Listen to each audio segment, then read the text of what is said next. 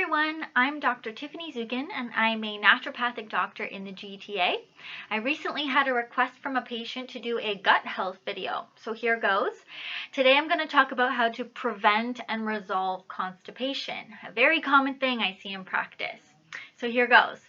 The first and most important thing when we're dealing with constipation is hydration. We have to increase our water intake. Usually when we're constipated, it indicates a bit of dryness all over. So increasing water is going to be your best friend when we're constipated. A fun little equation I go through with my patients is how much water you should be drinking in a day. And this is just to be sort of a couch potato without accounting for exercise and all this other stuff that requires more hydration. But you can do this fun equation, take your weight in pounds, divide it by 2, and that's the number of ounces you should be drinking in a day. So do that math for yourself and figure out where you sit in terms of your water intake. The second important thing when we're talking about treating and preventing constipation is fiber. And we all know this, it's a real buzzword, but it's kind of hard sometimes to know the nuances of putting fiber in your diet properly. So there are 2 kinds of fiber. There's soluble and insoluble fiber. So soluble fiber dissolves in water. That's how they differ. Insoluble fiber does not. Soluble fiber can actually help you reduce cholesterol. It can reduce blood sugar, so it's helpful in those ways. Insoluble fiber attracts water, and this is what makes bowel movements easier to pass, and it can increase the frequency of your bowel movements. So for those of you who are constipated, this is also a good friend of yours. Now, some examples of soluble fiber would be oats, apples, carrots.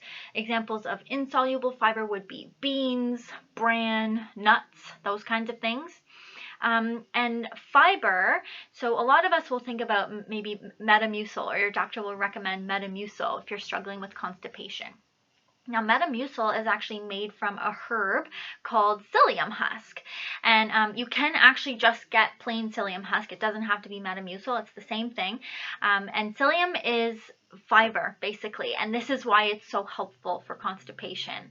So it will increase the frequency of your bowel movements and make them easier to pass. The third thing on my list to help with constipation is movement. The more active you are, the more blood flow that's going to all the organs, the more your muscles are contracting. And keep in mind, our gut is a muscle too and uses those muscle contractions to move things through our body. So the more movement we have, the more regular we're going to be. And the fourth thing on my list, really, if all else fails, we can turn to some supplements to be helpful. So in this case, I would recommend a magnesium citrate. Dosing is going to depend on your experience with that and your sensitivity to magnesium and just how constipated you are. So discuss that with your healthcare provider. But magnesium citrate is a good, relatively safe go-to if you're struggling with constipation. And the other thing we can use in these cases is abdominal massage, which can actually be quite therapeutic for a number of reasons. But you can just YouTube different videos to show you how to do an abdominal massage properly. Generally, we're working you want to work in the direction that your gut goes. So you're going to make circles on your belly that sort of go up and over to your left and down and over to the right, because that mimics the direction that food will move through your digestive tract. And yeah, there is a proper technique to do this. So be sure to look that up, or you can email me or message me to get some more details on a proper way to do an abdominal massage. The other note I want to make about constipation, whether you're trying to prevent further constipation or you're trying to resolve it currently, is the biggest thing is do not strain. This will cause more problems down the line. You can get hemorrhoids, you can get fissures. Straining is not going to be a good idea. So if you're experiencing constipation, do your best to use some of these other techniques we've talked about in the short term to kind of get things moving, and wait until the bowel movement sort of comes on its own.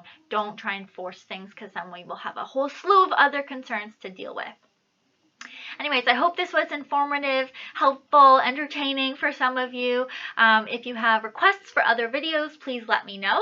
Again, I'm Dr. Tiffany Dzugan. I'm a naturopathic doctor in the GTA, and I look forward to hearing from all of you in the comments what of these things you've tried and what worked best for you.